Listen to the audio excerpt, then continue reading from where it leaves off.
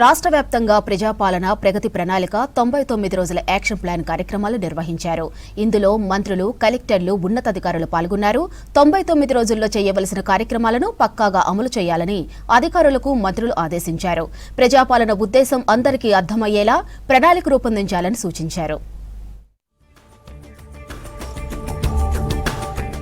ఉమ్మడి మెదక్ జిల్లాలో ప్రజాపాలన ప్రగతి ప్రణాళిక 99 రోజుల యాక్షన్ ప్లాన్ కార్యక్రమం నిర్వహిస్తున్నారు.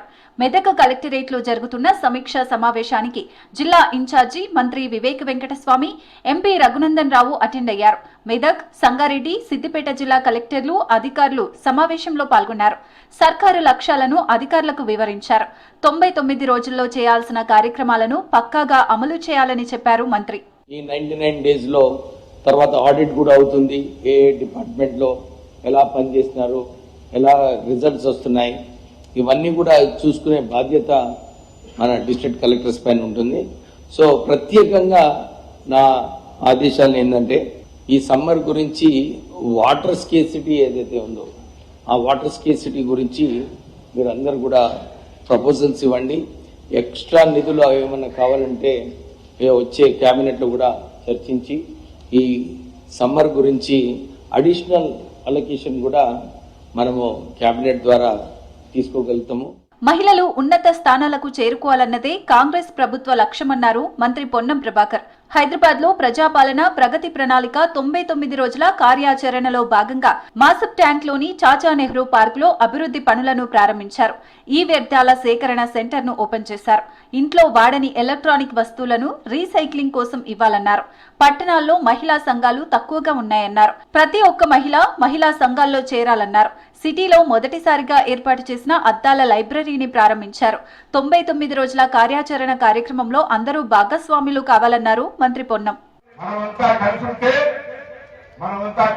సాధించలేదు లేదు కాబట్టి ప్రభుత్వం కూడా పూర్తిగా సపోర్ట్ ఇస్తుంది కాబట్టి ఈ అవకాశాన్ని వినియోగించుకొని ఎదగడానికి ప్రయత్నం చేయమని చెప్పి ఈ పాలనలో ఉన్నటువంటి అర్థాన్ని నిజం చేసే ప్రయత్నం చేయమని చెప్పి సందర్భంగా కోరుతూ ప్రజాపాలన ప్రగతి ప్రణాళిక కార్యక్రమాన్ని అధికారులు బాధ్యతతో పూర్తి చేయాలన్నారు మంత్రులు పొంగులేటి శ్రీనివాసరెడ్డి, వాకిటి శ్రీహరి.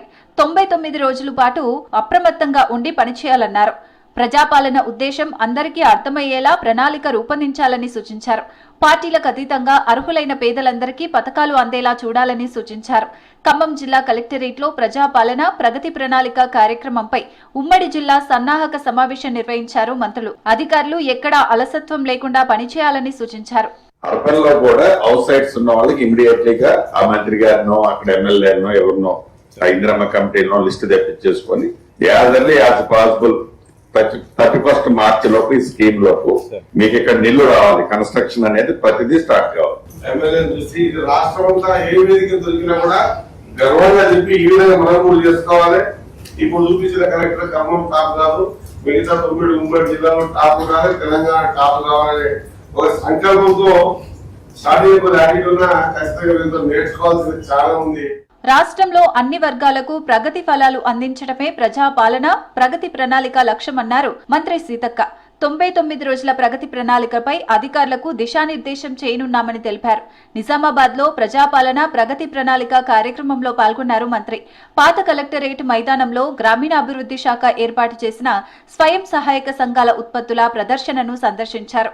మహిళలు అభివృద్ధి చెందితేనే రాష్ట్రం అన్ని రంగాల్లో అభివృద్ధి చెందుతుందన్నారు.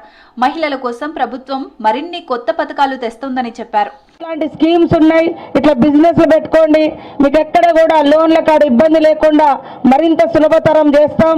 ఇంకా మనం ఈ మహిళా దినోత్సవం సందర్భంగా చాలా కొత్త స్కీమ్స్ కూడా తీసుకురావాలని అనుకుంటా ఉన్నాం.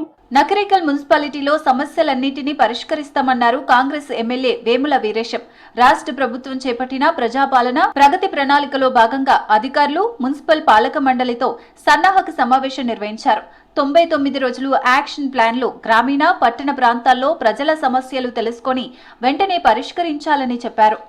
ప్రజాప్రతినిధులు దీంట్లో క్రియాశీలకంగా ఇన్వాల్వ్ అయ్యి ఆల్ డిపార్ట్మెంట్స్ అధికారులు కూడా వారి సంబంధించినటువంటి ఈ 99 రోజుల ప్రణాళికలో వారి సంబంధించినటువంటి ఇచ్చినటువంటి టైంలో వారు చేస్తున్నటువంటి యాక్టివిటీని వారు సమాజానికి ఇవ్వాల్సినటువంటి సర్వీస్ను 100% ఇచ్చి ఈ ప్రజాపాలన ప్రజాప్రభుత్వానికి ఒక పారదర్శకమైనటువంటి అనుసంధానం ప్రజల నుంచి ప్రభుత్వానికి, ప్రభుత్వం నుంచి ప్రజలకు అనుసంధానం చేయడానికి ఇది గొప్పగా దోహదపడుతుందని మేము భావిస్తాం. జగిత్యాల జిల్లా కోరుట్ల నియోజకవర్గంలో ప్రజాపాలన ప్రగతి ప్రణాళిక 99 రోజుల యాక్షన్ ప్లాన్ ను ప్రారంభించారు మున్సిపల్ అధికారులు. తర్వాత కోరుట్ల మున్సిపల్ అధికారుల ఆధ్వర్యంలో విద్యార్థులు, మహిళా సంఘాల సభ్యులతో కలిసి ర్యాలీ నిర్వహించారు. ఈ కార్యక్రమానికి కోరుట్ల కాంగ్రెస్ పార్టీ ఇన్ఛార్జి జువ్వాడి నరసింహరావు హాజరయ్యారు. సీఎం రేవంత్ రెడ్డి ప్రజాపాలనలో రాష్ట్ర అభివృద్ధి లక్ష్యంగా కార్యక్రమాలు జరుగుతున్నాయన్నారు జువ్వాడి.